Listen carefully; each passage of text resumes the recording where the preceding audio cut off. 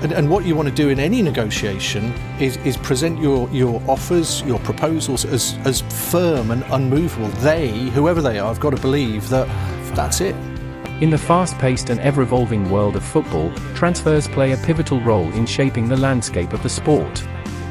The movement of players from one club to another has captivated fans and ignited the imaginations of football enthusiasts worldwide. From the multi-million-dollar deals to the unexpected twists and turns, the transfer market has become a thrilling spectacle that transcends the boundaries of the game itself. At the heart of these transfers lies a complex process, where clubs meticulously negotiate, agents advocate for their clients, and players make career-defining decisions. It's a world where business meets passion, where dreams are realized and shattered, and where the footballing landscape can be reshaped with a single signature. And in the transfer news, we have many people involved, and this is something that changes the game on a journalistic point of view. A transfer in football refers to the process of a player moving from one club to another. It involves a business transaction between the two clubs, typically with the buying club paying a transfer fee to the selling club in order to acquire the player.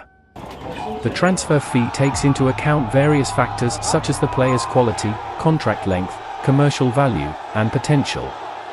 The process of a transfer usually begins when a club expresses interest in signing a player. The interested club sends an official inquiry to the player's current club to inquire about the possibility of a transfer.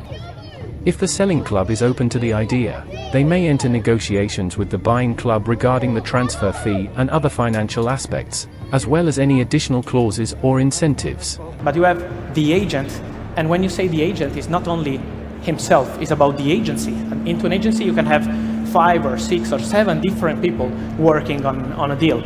So there are many people involved, and then you have intermediaries. So relationship are key, networking is so important for journalists, but right now, about the sources involved in the story, in the transfer story, there is a lot of people, and this is something so positive, because you can try always to make something. Simultaneously, the buying club negotiates a contract with the player, aiming to meet the player's demands regarding salary, bonuses, and contract length. The player and their agent consider the opportunity and discuss the potential move. If all parties agree on the terms, the transfer can be finalized.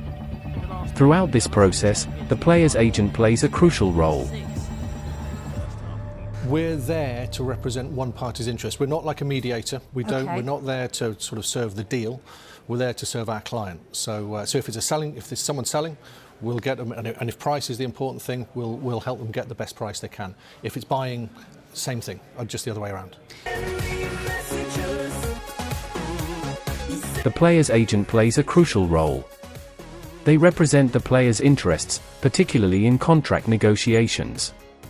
Agents possess knowledge of the legal aspects and negotiations involved in football transfers. They charge fees for their services, often based on a percentage of the player's wages, and may receive bonuses for their involvement in transfers. We work typically, in the football, we work across industry as well, but in the football world, we work typically with clubs in player recruitment, so whether that be technical directors, heads of academy, typically those sorts of roles. Yeah. But we also work with agents, players themselves. If they don't have representation, we're happy to help them and advise them in their negotiations. So whether that be in the transfer fee, whether it be personal terms, etc.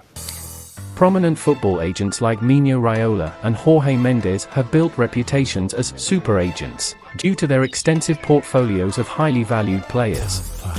Tapping up is a practice that refers to persuading a player to move clubs without following the official channels. While it is technically prohibited, it occurs frequently and can be challenging to enforce.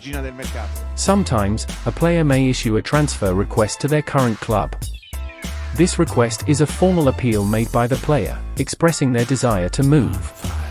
Transfer requests are usually made when a player feels dissatisfied with their current situation and wants to force a move. By issuing a transfer request, the player aims to make their intentions public and encourage other clubs to pursue their signing. Thanks to Twitter, thanks to Instagram and many others, you can tell people what's happening right now.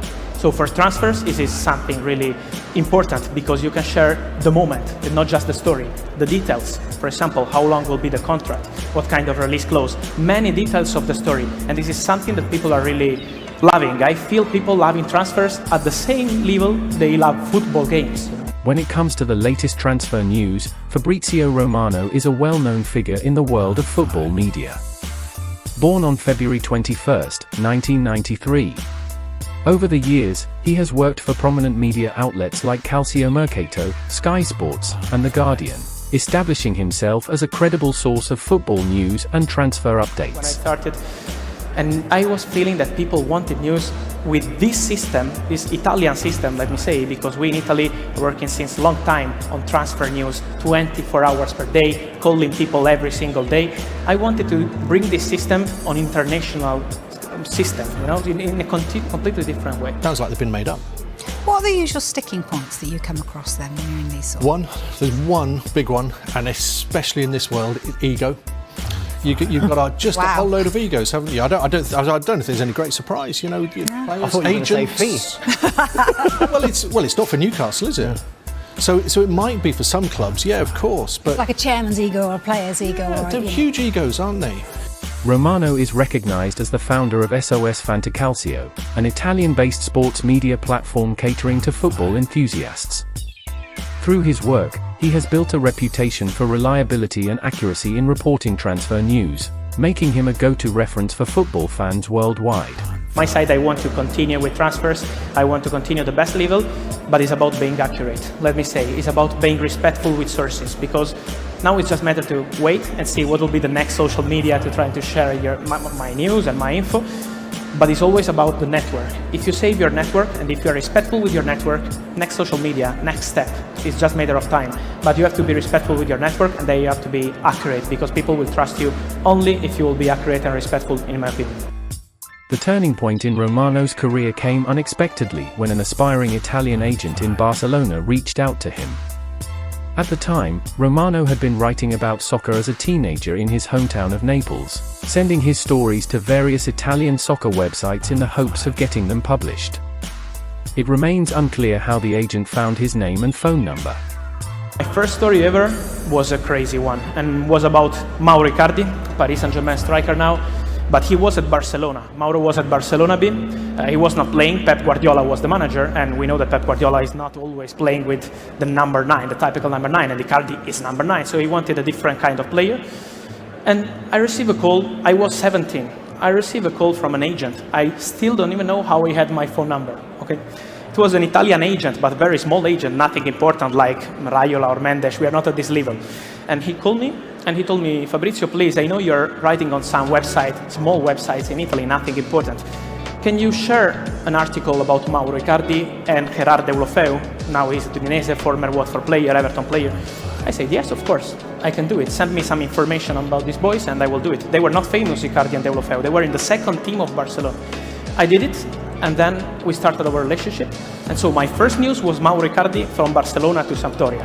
But then the following one, the big one, was when Mauro Icardi was moving from Sampdoria to Inter. From this unexpected opportunity, Romano's career trajectory changed significantly. His profile of the two players caught the attention of a broader audience, and he continued to hone his skills as a trusted football journalist.